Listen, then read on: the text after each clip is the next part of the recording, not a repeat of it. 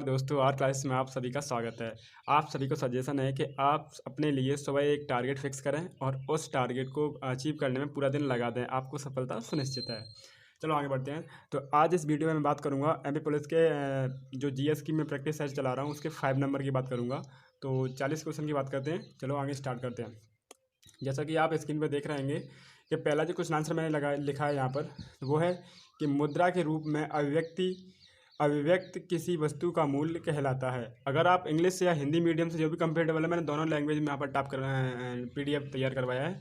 अगर आप हिंदी से हैं तो हिंदी वर्जन में देख सकते हैं। अगर आप इंग्लिश वर्जन में से उपलब्ध हैं या फिर कंफर्टेबल हैं तो उसमें देख सकते हैं।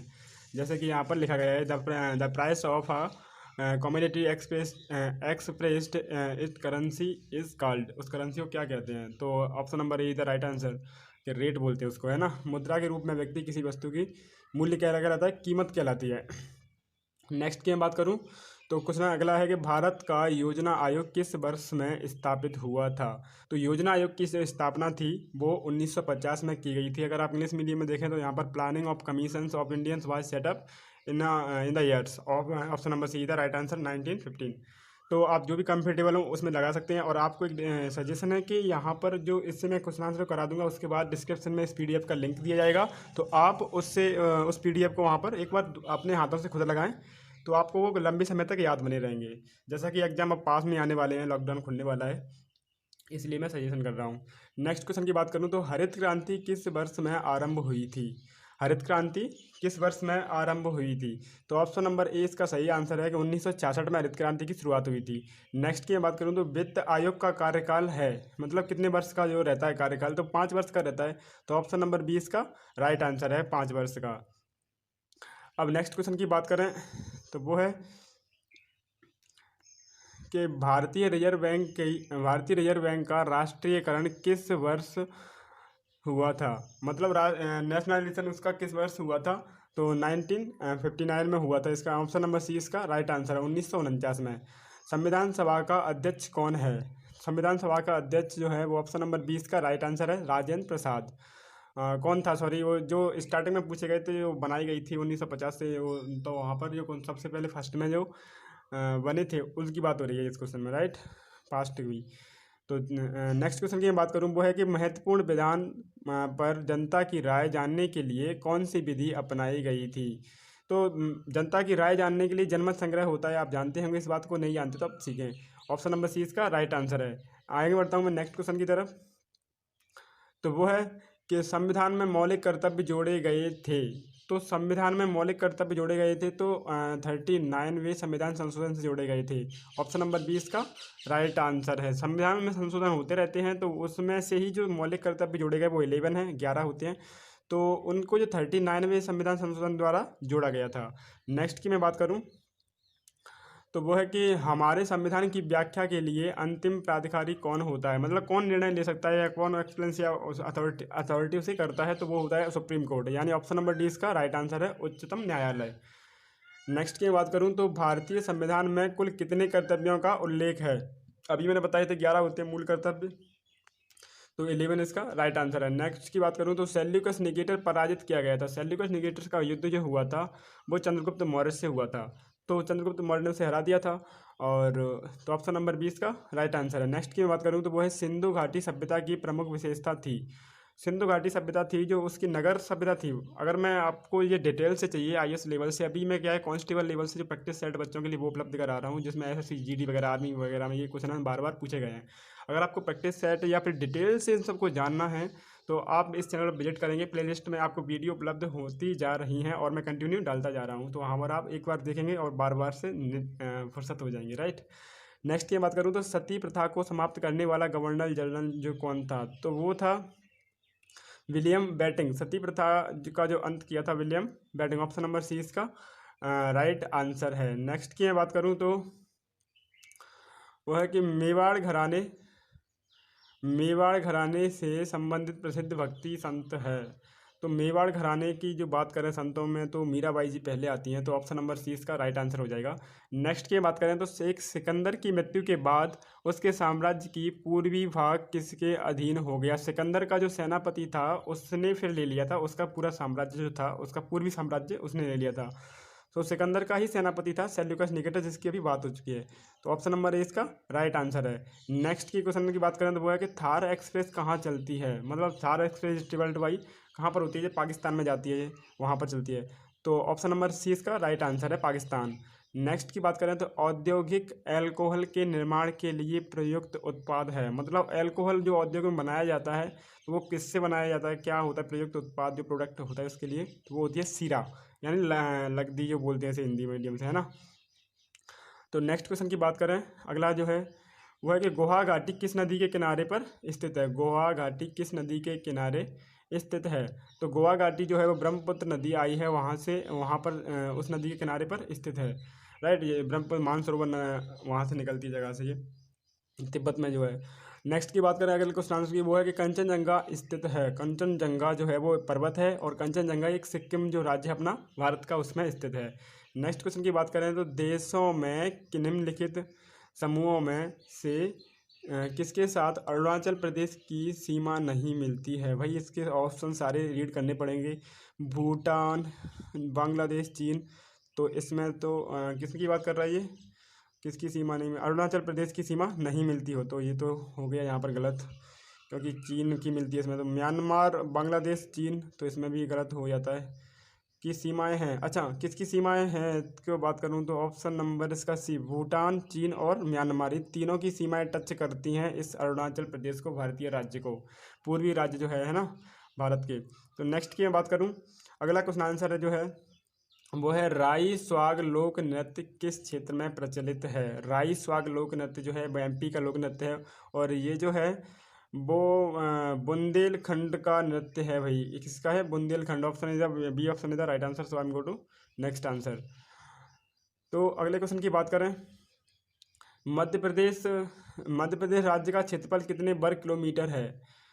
मध्य प्रदेश राज्य का क्षेत्रफल कितने वर्ग किलोमीटर है। तो ऑप्शन नंबर इसका D answer is the right answer हो जाएगा, 3,08,252 किलोमीटर है। नेक्स्ट क्वेश्चन की बात करें तो वो है कि इंदौर के होलकर राजाओं ने कहाँ पर राज्य किया था। इंदौर के होलकर राजाओं ने मालवा में राज्य किया था। तो ऑप्शन नंबर बी इसका सी इसका राइट आंसर है। नेक्स्ट की बात करूँ तो वो है कि खजुराहो किस वंश की सांस्कृतिक राजधानी थी। तो खजुराहो में चंदेलों ने राज किया था, तो ऑप्शन नंबर ए इसका राइट आंसर है। नेक्स्ट की बात करूँ तो मध्य प्रदेश राज्य में कुल कितने ज़िले हैं। अभी तो शायद 52 है, लेकिन इसमें दिया है ऑप्शन नंबर डी इसका राइट आंसर है 51। डॉक्टर बाबा साहब अम्बेडकर का जन्म स्थान कौन सा है। कितने सिंपल सरल क्वेश्चन आते रहते हैं इन कांस्टेबल लेवल में। तो महू जो है वो इनका जन्म स्थान है। नेक्स्ट की बात करेंगे क्वेश्चन आंसर की, तो वो है कि मध्य प्रदेश का उच्चतम न्यायालय कहाँ पर है। तो मध्य प्रदेश के उच्चतम न्यायालय की बात करें वो जबलपुर में है, तो ऑप्शन नंबर 20 का राइट आंसर हो जाएगा। नेक्स्ट की बात करें, सरदार सरोवर बांध किस नदी पर बनाया जा रहा है। सरदार सरोवर बांध जो है वो नर्मदा नदी पर बनाया जा रहा है। नेक्स्ट की बात करें तो अमरकंटक निम्न में से किस नदी का उद्गम स्थान है। अमरकंटक जो है वो सोन नदी का उद्गम, अमरकंटक सोन नदी से उद्गम स्थान है, वहाँ सोन नदी निकलती है। नेक्स्ट की बात करें तो नेपा नगर में कौन सा उद्योग स्थापित है। नेपा नगर में जो है वो न्यूज प्रिंट उद्योग स्थापित है। ऑप्शन नंबर डी इसका राइट आंसर है। नेक्स्ट की बात करें अगले क्वेश्चन आंसर की, तो वो है कि तो नेक्स्ट क्वेश्चन की बात कर रहे हैं, तो उनमें क्या है कि मैच द फॉलोइंग करेक्ट, मतलब जोड़ियाँ इनमें मिलानी है, राइट। तो जोड़ियों की बात करें तो हीरा जो होता है वो कार्बन का होता है, तो ऑप्शन नंबर ए 4 से मिल जाएगा, और ऑप्शन नंबर ए जो है वो 4 दो ऑप्शन में ही इसमें करेक्ट हुआ है, राइट। नेक्स्ट की बात करें संगमरमर जो है, संगमरमर में कैल्शियम का होता है मतलब, तो option number B first option पर आएगा, यानी बी ऑप्शन कहीं ना कहीं राइट हो रहा है। और रेत की बात करें तो रेत में होता है वही सिलिकॉन, सिलिकॉन जो होता है, तो ऑप्शन नंबर तीसरा भी सही जा रहा है। और अब बताया चौथा, यानी ऑप्शन नंबर 20 का राइट आंसर है। माणिक की जो होता है वो उसमें एल्यूमिनियम होता है, राइट, जैसे कि सैंड बोलते हैं यहाँ पर, सैंड बोलते हैं। नेक्स्ट की बात करूँ मैं तो अगला जो है क्वेश्चन आंसर वो है कि निम्नलिखित में से कौन सा एक मिश्रण नहीं है।